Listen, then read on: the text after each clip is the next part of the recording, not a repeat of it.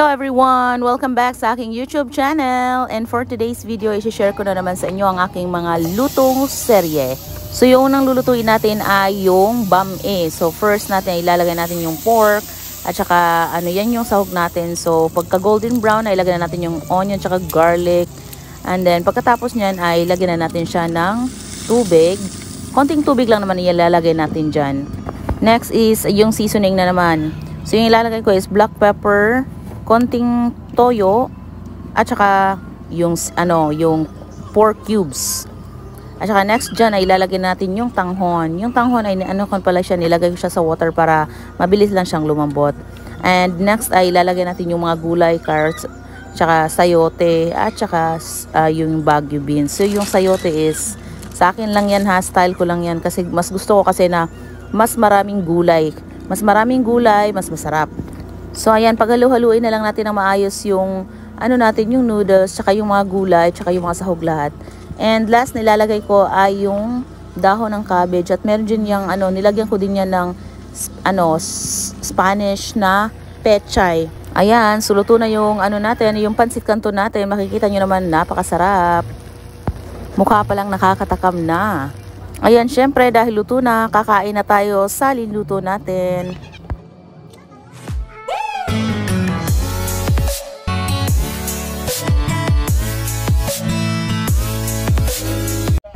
Our next recipe is magluluto naman tayo ng nilagang saging na saba.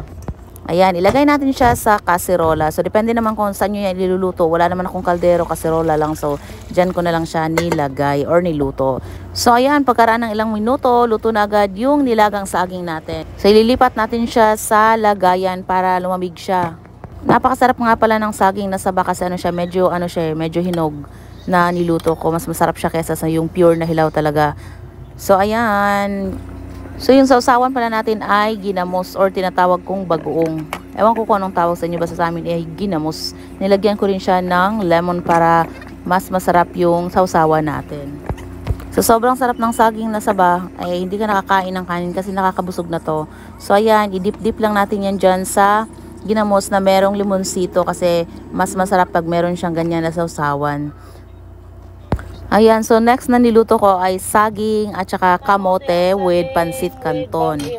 So masarap yan na pair kasi nakakabusog talaga.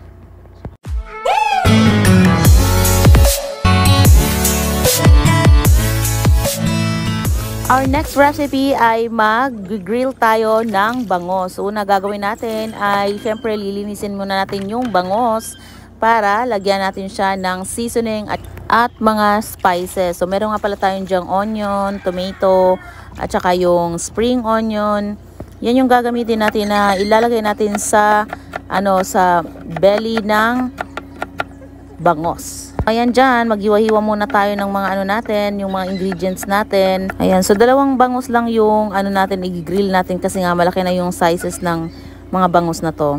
Ayan, so pagkatapos nating hiwain yung mga spices niya, ay syempre titimplahan muna natin yung bangos. So nilagyan ko nga pala siya ng black pepper at saka salt. And next ay ilalagay na natin or ipapasok natin sa belly ng bangos yung mga spices para pag grill mo, merong lasa at saka mas masarap yung grilled na bangos. Ayan, so napakasimple lang niyang gawin. So bago tayo mag-grill, i-check muna natin yung rice natin at luto na nga siya. Ayan, so next na gagawin natin is i-wrap natin yung bangus natin sa dahon ng saging. So supposed to be yung babalutan sana natin is yung foil. Pero wala akong foil, nakalimutan kong dalhin yung foil. So ayan, sa na lang natin ilagay, na lang natin siya, i-wrap na lang natin ng dahon ng saging instead of foil. Pero okay lang din yan, importante na meron siyang pang-wrap kasi nga magdadry yung yung fish na grilled pag direct siya sa sa init or sa uling. So mas mabuti na meron na siyang cover yung yung balat ng i-grill natin. So ayan, napakabango. So yan na natin siya, other side naman ng bangus yung natin, i-grill natin para pagkatapos dyan ay luto na. So ayan, kainan na. Napakasarap talaga, promise.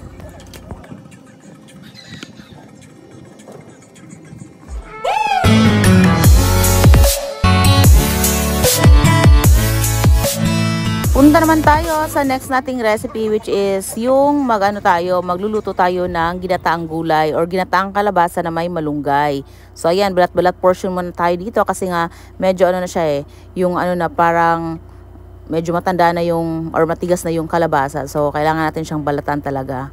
So ayan, mabilis lang siyang balatan. And next natin gagawin ay yung mga spices niya. So yung ginamit nga pala natin dyan ay spring onion, tsaka ginger. Syempre merong coco mama at saka yung sahog natin na bulinaw. Ayan, so unang kong gagawin is igigisa ko muna yung mga spices natin para mas masarap yung lasa ng ating ginataang gulay. Syempre kailangan natin lagyan ng ginger, pampabango ng ating ginataang gulay. Syempre, pagkatapos na natin maggisa ng mga spices, isusunod na natin yung kalabasa kasi nga matigas yung kalabasa. So kailangan natin siyang ilaga ng mabuti. Yung talaga yung siya, super overcook na siya.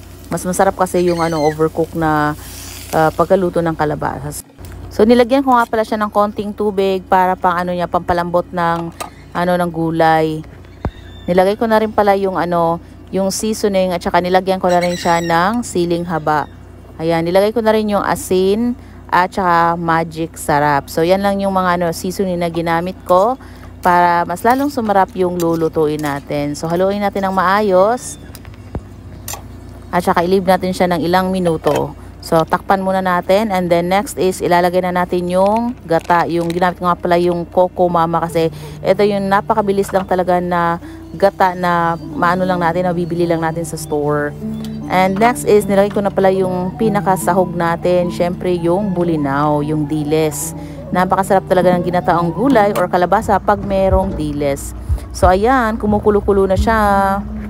So ayan, i-leave muna natin siya ng few minutes at pagkatapos ay ilagay na natin yung malalambot natin na gulay. So yung nilagay ko pala is malunggay at saka yung spring onion. So ilagay na natin lahat ng mga ingredients natin at saka halu-haluin na natin para mas masarap yung luto natin. Kasi ganito talaga mas masarap yung ginataang kalabasa pag merong malunggay. So ayan, napakasarap at kahit simple lang yung ulam na niluluto natin pero ayan, napakasarap talaga niyan. At syempre, napaka-healthy ng niluto nating ulam kasi nga kalabasa at saka meron siyang malunggay. At napakaganda pa ng view ng ng lugar ko kung saan ako nagluluto. Na parang parang outdoor cooking yung dating niya. So ayan, luto na po yung ginataang kalabasa natin na merong malunggay. At syempre, napakasarap na gulay with yung may siya, bulinaw or diles. So ayan, kakain na po tayo.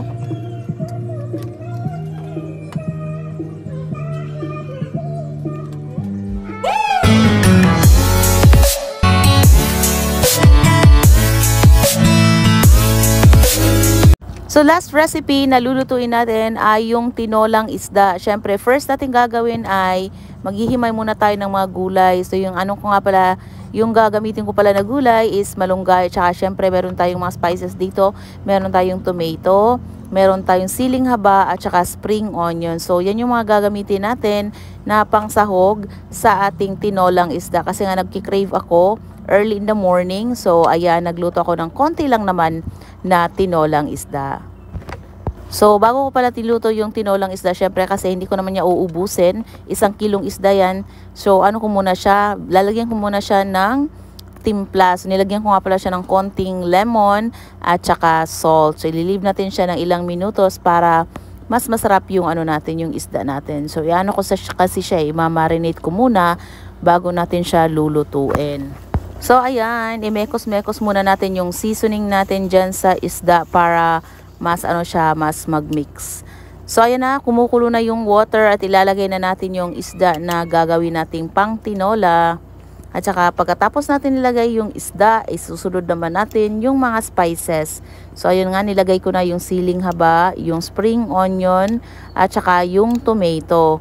So ilib mo lang yan siya ng ilang minutos dyan hanggang kumulo yung water at para mas mas maluto yung fish. And after that, ilagay na rin natin yung spring onion, yung malambot na part. At syempre, next is maglalagay naman tayo ng seasoning. So yung ginamit ko ay black pepper, konting magic sarap at syempre salt.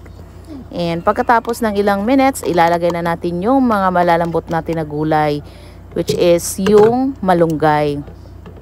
Ayan, paghalu-haluin lang natin yung lahat ng mga ingredients, lahat ng mga sahog para mas masarap.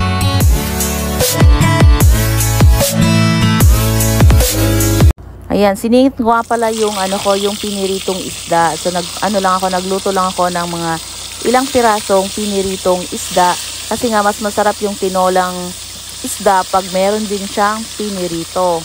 So hindi ko naman siya uubusin. Ayan lang naman, konti lang naman yung lulutuin ko kasi nga hindi naman siya pangit kasi siya pag niluto mo lahat, titigas. So mas masarap talaga kumain ng ganito pag bagong luto.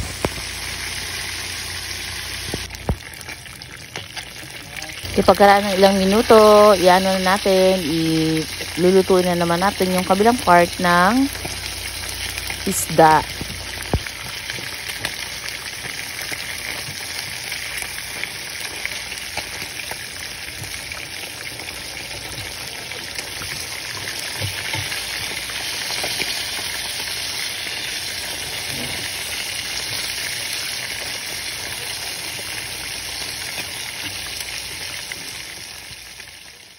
And sa last part ay syempre magmumukbang tayo ng niluto nating piniritong isda at saka tinolang isda. So kain tayo guys, and thank you so much for watching. See you on my next video.